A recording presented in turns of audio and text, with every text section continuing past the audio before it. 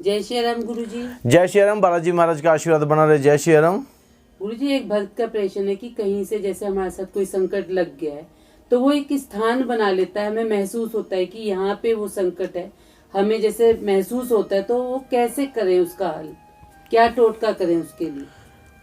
आपने सवाल किया कि वो स्थान बना लेता है, कहाँ स्थान बना लेता है और क्या उसका टोटका करना चाहिए और कैसे पता लगे कि संकट आपके घर में आपके साथ है। सबसे पहले संकट जो आपके घर में प्रवेश कर गया, तो प्रवेश करने के बाद उसे सबसे प्रिय चीज़ें लगती हैं वो घड़ी बंद घड़ियाँ, इलेक्ट्रॉनिक का सामान ख़राब होता है, जहाँ पे गंदगी होती है। छत पर आप देखेंगे ना, छत पर आप देखेंगे लकड़ियाँ पड़ी होंगी बेकार की ऐसी जगह पर। और सबसे ज़्यादा वो बाथरूम में ज़्यादा करते हैं, क्योंकि बाथरूम के अंदर हमारा नहाना धोना होता है। ये ऐसी जगह पर वास करते हैं, लेकिन ये मंदिर में वास नहीं करते। आपके मंदिर, पूजा पाठ ऐसी जगह पर जहाँ सत्संग कीर्तन होता है उस जगह से दूर हो जाते हैं। तो संकट जब घर में प्रवेश करते हैं, ये ऐसा शरीर, कौन से शरीर भी चुनते हैं? ये ऐसा शरीर चुनते हैं जो ताकतवर हो, जो गुस्से वाला हो, जो लड़ाई कर सके, झगड़ा कर सके, घर का नाश कर सके, घर में एक किस्म से ऐसी नेगेटिविटी फैला दे। ऐसे शरीर को ये अपने कब्जे में कर लेते हैं, या ऐसे शरीर को कब्जे में करते हैं अगर लेडीज हैं जो क्रोधित अवस्था में ज़्यादा होती है। संकट क्या करता है? संकट बाथरूम पे ज़्यादा अटैक करता है। बाथरूम में नहाना धोना होता है हमारा, तो नहाने धोने में वो उन चीज़ों के ऊपर बड़ी नज़र रखता है। और वो कहाँ पे रखता है? वो कबाड़ में, गंदगी में, इन चीज़ों के अंदर आपको संकट दिखाई देगा। और संकट ऐसे घर में प्रवेश करता है जिसके घर के बाहर ने आगे बहुत गंदगी मची होती है।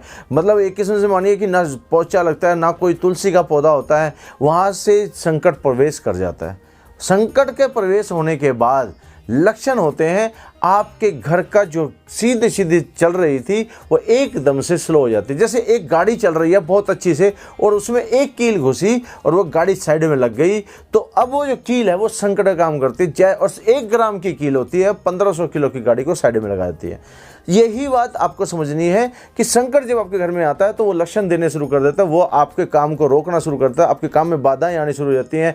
आप जब डॉक्टर पे जाते हैं तो आपकी किसी भी चीज़ में रिपोर्ट नहीं आता और रिपोर्ट बिल्कुल नील आती है। आपका सारे कार्य एक किस्म से मान के चलिए धीरे धीरे बंद होने शुरू हो जाते हैं। और एक वक्त आता है जब संकट हावी हो जाते हैं, और जब संकट हावी होते हैं तो ऐसी परिस्थिति में आपको बालाजी महाराज मेहंदीपुर धाम के अंदर जाकर के अपने संकटों का निवारण किया जाए। एकमात्र वो एक ऐसा स्थान है, एक ऐसा शक्तिपीठ है जहाँ पर बड़े से बड़े और भयानक से भयानक संकटों का भी वहाँ पर इलाज होता है। लेकिन जब तक आप मेहंदीपुर नहीं जा रहे तब तक के लिए कुछ ऐसे टोटके करिए ताकि वो आपको नुकसान ना कर सके। और वो क्या टोटके हैं मैं आपको बताने जा रहा हूँ। देखिए, एक ऐसा नमक आपके घर में होता है जिसको बोलते हैं सेंधा नमक। सेंधा नमक की 7 डलियाँ, छोटी छोटी डलियाँ ऐसे करके 7 डली और 7 ही फिटकड़ी की आपको बाथरूम में रखनी है।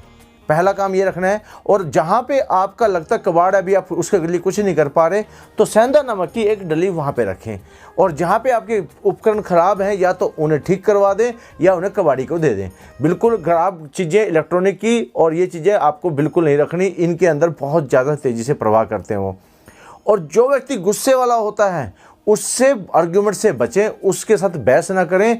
और नमक की डली अगर ज़मीन पे गिर जाती है तो अशुभ मानी जाती है। और नमक की डली से ही, नमक के टोटके से संकट बहुत ज़्यादा घबराता है। और इसी प्रकार आपको नमक जो है, नमक का पोचा और फिटकड़ी का दोनों को मिला करके एक बार पोचा अपने हर घर में लगा देना चाहिए, ताकि आपके घर से नकारात्मक शक्तियां का जो है वो घर से बाहर जाए। और अगर आप लगातार इस पोचे का काम करते हैं जिसके प्रभाव से नकारात्मक शक्तियां जो हैं परेशान होनी शुरू हो जाती हैं।